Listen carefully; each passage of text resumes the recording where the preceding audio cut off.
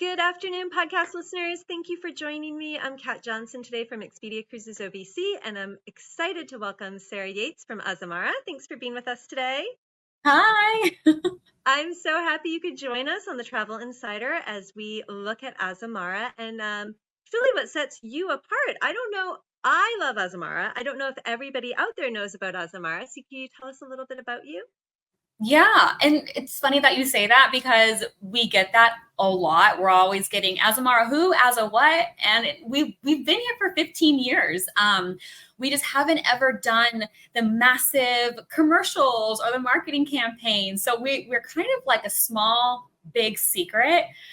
So we are ocean liners and we're small vessels. We have 700 people on our ships and we go all over the world. We're a global cruise line. And what kind of, I guess, sets us apart from everyone else is really the amount of time that we spend in port. I mean, because when you go cruising, what's the number one reason you choose to go cruising? To see the world. Yeah, to see the world, to see destinations. And that's what we wanted to really focus on and specialize in. And so we do the destination immersion where our guests stay the absolute longest in port. And that really does just set us apart from everyone else. Yes, and that's what I hear from everybody who goes on Azamara is they just love the experience, the attention, the personalization. Your onboard experience is amazing too. I know you focus a lot on the destination, but when the guests are on board, it's pretty amazing as well.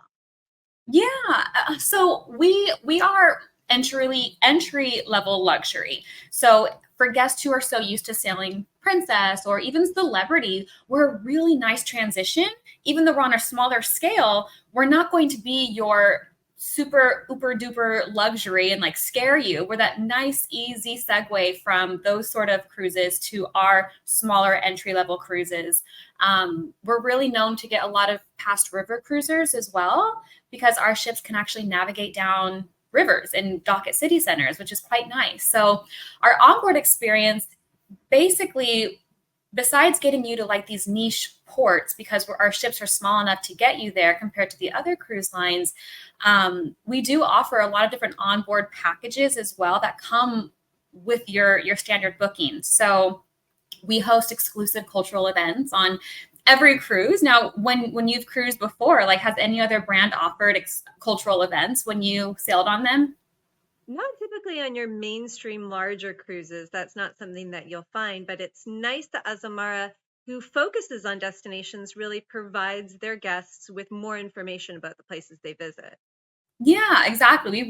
We always want to enrich our guests and to let them know and educate them before they actually get somewhere. So we will have cultural experiences throughout the voyages, and then on board we offer a huge different dining venues, right? And since we're a small ship, you're not thinking that you're going to go on board and have all these different options of cuisine, but you do. And we offer that. There's 5 different venues to choose from each and every night that has amazing food, just like the spaghetti right here. I mean, our main dining is our discoveries venue, and the menu changes each and every night. So you're not picking from the same food every time you go in there. And it's country club casual too. Even though we're an entry luxury brand, we don't expect our guest on board to dress up super fancy. We want you to feel comfortable. So it's country club casual on board. And then another huge thing that kind of goes into the food and beverage is we have unlimited drinks. And it's not just your coffees and your juices and your water. It's a huge variety of wines to choose from, beers, cocktails, spirits. Like we have a massive range that's included, and that's all day, every day, not just with like your dinner hour. That's so nice. And your staterooms are beautiful as well. They're not small. They're very open, very large. You have a number of balconies. It's absolutely beautiful. Our staterooms are gorgeous. To give you like a little bit of history, so we actually own the original Renaissance vessels. Now, if you know of the Renaissance vessels, there was 8 in total. So Oceana, another amazing cruise brand, they actually bought the first Renaissance vessels, the first 4 that were built, and then we bought the last 4 that were built. So in order to turn them into what they look like now, we basically put in $82 million worth of Botox because they're older vessels, but they're beautiful. They really are. And we're looking at our spa suite here, which is our most popular suite on board. It's not the largest, but it's the most popular because the layout is great. The bathrooms were just redone. But if you can see, like right past the TV, there's like a little opening right there, and there's a personal jacuzzi right outside each of our spa suites, which is probably Wow. why it's the most popular. Absolutely. Oh yeah. No, your staterooms are absolutely beautiful and they really the ship's size, I know you alluded to it a little bit before, but be great to talk about how the ship size really impacts where you're able to take your guests. Yeah, so our ships, all four of them, are identical. The newest one that we acquired is the Onward. So she's going to have just a tad bit less than 700. She has like 684 because she has a few more suites on her. But other than that, they're all four identical, roughly around 700 passengers and then 400 crew. So it's a 2-to-1 service ratio Wow, for that's you. awesome. Yeah, and we constantly, because they're Renaissance vessels, we want to ensure that our product is one of the best out there. So they're constantly having improvements and updates. And they were in dry dock in 2022, and they're all forward going in again this year. And we're adding some more like planet-friendly items on board, like the water fountains that are self pouring, and then you get your own personal Azamara tumbler in every stateroom. But because we are so small, we can go down the little niche ports and destinations and dock at city centers. So most other brands, or the larger brands, I should say, can't do that. They're too big to go down the bridges and the tunnels where we can still. Absolutely. So instead of docking an hour or two outside of your city center, you really get to bring everybody right there. And my favorite part about Azamara is not only do you bring people there, but you stay there. Like you Yeah. stay there into the evening. You give people the opportunity to have dinner and walk around and experience the nightlife and the destinations that you go to. Yeah. And so for destination immersion, as you just said, we dock at the city centers. So an example is in Bordeaux. Most ships have to dock in La Rochelle, and that's a 2-hour one-way drive to get to Bordeaux. However, we dock in Bordeaux. So we're saving you 4 hours of a round trip bus or taxi ride, and we're giving you those 4 hours back in port.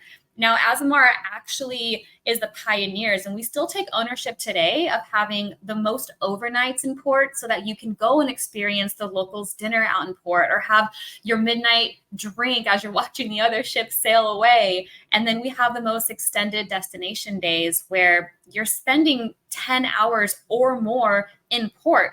And we have multiple extended destination days in every voyage that we offer, and then late night departures as well. I mean, look, it's right there in this picture. We're Yeah, staying till absolutely. the wee hours of the early morning sometimes. And then when we get to the next port, I mean, we can leave a port, I don't know, at 1 a.m. in the morning and then arrive at our next port at 4 or 5 or 6 a.m. And we coast really close to the coastline. So we're never, ever really rocky or anything like that. Service is still great on your phone because we're so close to the shorelines. Right. And then we get to just go to these iconic places and stay the longest. Now, how do you decide which ports you're going to stay overnight in or have an extended time in? We always like to choose the most popular ports. We know that Nice is very popular. We know that Lisbon's very popular, Tokyo. So the most popular ports is where we want to spend the most time in. Right. And can you give us an example of an itinerary and what it might look like with that additional time in port? Yeah. So we have cruises that are called intensive voyages. So, for example, next July, we have a Greece intensive, and we do intensives in every country, right? But I'll just focus on Greece. So we focus on one country, and every port is going to be a Greece location. So it's a 7-day voyage. You're going to have 7 ports. So you're in a new port every single day. And then there's 3 overnights within that one itinerary, plus a late night departure. So you're probably going to be out in the port longer than you're on our ship. And that's okay, because that's what these intensive voyages are about, for you to go experience the port, not just see the port, but you are experiencing the port. Right. And I've always found that when I was younger and I would travel, I would try to see as much as humanly possible and quickly as I could. But I realized that when you don't get to experience the culture, and so to be Yeah. able to stay in Greece, like you get to know the Greek food and the Greek wine and the Greek people and the Greek language and really immerse yourself in the destinations that you've picked. So, what a beautiful example that was of Greece, because man, who doesn't want to spend more time in Greece? I know. Yeah. Another big thing about Azamara that you offer with almost all of your cruises is your Azamazing evenings. And I don't know anybody else who does an evening like Azamara. Yeah, these are they're really cool. So they do have to be on voyages longer than 7 days. But majority of our cruises anyways are 9, 12, 15 days. We don't really do short cruises. That's not us. So on every single voyage that's longer than 7 days, you will have an as amazing evening. And this is included, it's no extra charge. So we have these relationships in the ports and regions that we sail within, and we take all of our guests off the ship. And I don't know how we do it. It's like a seamless operation. I don't get involved with it. But for example, if you're sailing over in Europe, you're going to go watch the symphony or the opera. Or if you're in Spain, we take you to go watch a flamenco show. Or even in Africa, we have guided tours for these evenings where you're walking with elephants and the giraffes, and the locals are there, and there's enrichment talks, and there's dining, and it's just a really cool, exclusive experience that only Azamara can provide. I think, like, I look at that picture and to be able to see everybody in that one beautiful establishment together. And a lot of times, if you go places, you need to get tickets or you need to stand in line or you need to arrange your travel, and to have everything done for you and to give you something that really enriches your experience is such a beautiful opportunity. We've seen this one here. Do you have any examples of other As Amazing evenings and what they would look like? Um, Besides the ones that I just talked about, I know that we are introducing some new ones because we have new itineraries that are coming out.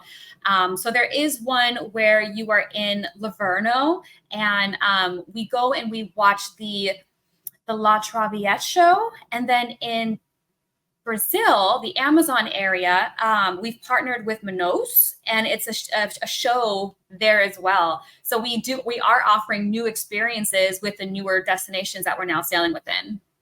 And just to clarify, you don't have to go to the As Amazing evening. I mean, really, a lot of people do want to go, but they're not going to force you off the ship. Yeah, no, it's optional, completely optional, but it's highly recommended because it's basically a tour, an elevated tour for you that you again don't have to plan, don't have to purchase tickets for. Right. It's a day that we're like, hey, we know that we have an amazing partnership. Let's take you to get that destination immersion that we are known for. Oh, that's so awesome. And another thing that you're known for, which I haven't been able to experience, but looks like a lot of fun, is your white night. Yeah, the white nights are fun. So when you go sail, like make sure that you bring white clothes. So the entire deck, the open deck, is all decked out in white. And then it's not just your standard white night party. There's so much food you can't even wrap your head around it. And it's like your steak and your lobsters and Italian and Indian and sushi. It's so much food. And then on the other side of the ship, the port side, we have an entire dessert station set up. Oh, And it's wow. like your souffles and your flan and your ice cream and like the petite four cakes. So much food. But then you're going to be dancing it off anyways because our production team comes out and they've seen like ABBA, Mamma Mia songs all night long. The captain's there, and our captains are different too. Our captains just aren't like captains. I'm gonna just watch the entire thing. Like they love to get involved, and they're also dancing, and they do speeches, and they serve food. So it's just a huge celebration. And then our crew gets involved as well. I used to work on ships for 6 years. So when I experienced my first white night, all the crew at the last maybe hour of the event, they all came out holding their country flag because they're from all over the world. And Right. each and every one of them got acknowledged, and all the passengers were just clapping. And it was just, again, a celebration of life, really, and to be there and to be in the surroundings that they were in. So it's a really amazing evening. I love that Azamara joins the crew and the guests together in an event like that. I know I always hear people talk about how much they love their crew members, how well acquainted they get with them, what a relationship they build with them. And so to be able to share that experience and just have a really good time is such a nice opportunity. I love that you guys are able to offer that. And is that on every cruise you have one white night? Every cruise, and it doesn't matter the length of the cruise, every cruise will have a white night. Oh, so fun. So Azamara really does a great job of bringing the guests into the country or the cultural experience that they're looking for and giving them the opportunity not only to experience on a beautiful ship, but also to just get more time in port, more time to experience the cultures. I love Azamara and I love the itineraries that you choose. So I really think that somebody who's looking to travel on Azamara should think about the destination that they want to go to and then find the ship that's going to be there. Because, like you said, a lot of your ships are very similar. Is that correct? Yeah, the ships look identical, so it's just really choosing the region that you want to sail within. Awesome. So, anybody who's interested in Azamara can talk to their Expedia Cruises of OVC agent. They'll help them know which ships are where and which itineraries would best fit what they want to do in those cities. So, thank you so much for talking to us. We covered a lot. I think you should come back again and maybe we'll focus a little bit more. But it was great to get a really good overview. Thanks for being with us today, Sarah. Thanks so much. I appreciate it.